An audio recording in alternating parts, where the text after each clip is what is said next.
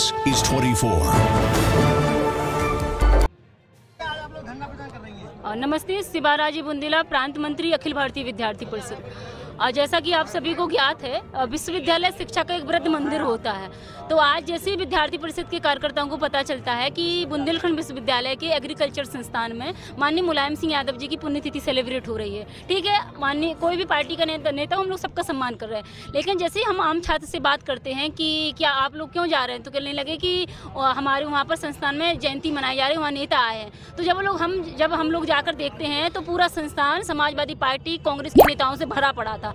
तो हमारे कार्यकर्ता जाते हैं तो वहाँ पर समाजवादी पार्टी के कार्यकर्ता गाली गलौज करते हैं, एनएसयूआई के कार्यकर्ता गाली गलौज करते हैं। तो उसके विरोध में हम लोग यहाँ खड़े हो जाते हैं और हम लोग रोकते हैं कि सारे नेता आकर हमारे विश्वविद्यालय में छात्रों से गुंडागिर्दी करेंगे। उसके विरोध में हम लोग यहाँ रोकते हैं उनको। तो हमारे कार्यकर्ता शांतिपूर्वक 8-10 की संख्या में हम लोग थे।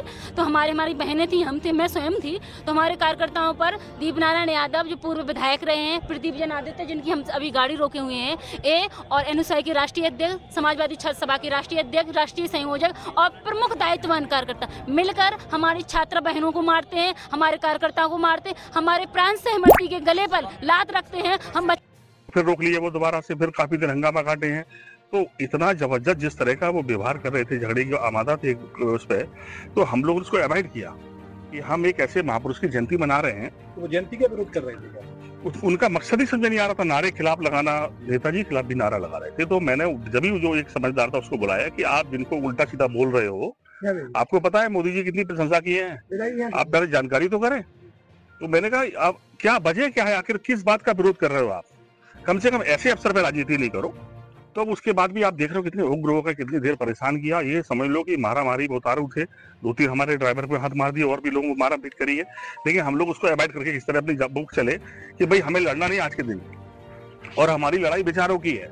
ये इस लड़ाई को बदलना चाहते हैं। ये किसी तरह से भी हिंसा करके बदनाम करके कोई नई कहानी गढ़ने के जो षड्यंत्र कर रहे थे। हम लोगों को चलो किसी तरह से परिस्थितियां बनी और सब लोग निकले आए। और देखा प्रशासन के सामने भी जो है गार्डों को मारने लगे बुरी तरह से, किस तरह से प्रदीप जी पे जूता फेंक रहे हैं। तो मैं कहूंगा कि जो लोग राजनीति कर रहे हैं और जो लोग संभल के या बड़ी राजनीति में है, कम से कम वो एक बार इनकी बात तो सुने। ये क्या व्यवहार कर रहे हैं, क्या मैसेज देना चाहते हैं आखिर इससे। अगर एक भी आप देख लो, सारी वीडियो देख लो, मैं तो हमेशा इस पक्ष में ही नहीं हूँ। और फिर दूसरी बात, बच्चे थे मेरे लिए तो सब, वो कुछ बच्चे समझदार भी थे। मैं उनसे कह रहा हूँ, जिससे मैंने कहा बात की, मैंने भाई मैं क्या कर रहे हो, तो बहुत मुश्किल थोड़े बहुत माने भी। ले कुछ लोग ये मकसद बना के आए थे झगड़ा करना है, हमें बदनाम करना किस तरह से। वो तो ये समझिए कि हम लोग किस तरह से हालात बनू के कि भाई हमें लड़ना ही नहीं है किसी से, और लड़ने की लड़ाई है ही नहीं है। हम किसी की श्रद्धांजलि मनाने आए कि हम किसी से लड़ने आए। लेकिन जो लोग इसके पीछे हैं, मैं चाहता हूँ प्रशासन इसकी जांच करे। आखिर किन लोगों ने उकसाया, कैसे वहाँ गार्ड खड़े उसके बाद भी वो आके बैठ गए। जब उन्होंने कुलपति महोदय ने या रजिस्ट्रार ने अनुमति दी तब तो वहाँ प्रोग्राम आयोजित हो रहा था। आज बुंदेलखंड विश्वविद्यालय में अंदर परिसर में एक कार्यक्रम आयोजित हो रहा था।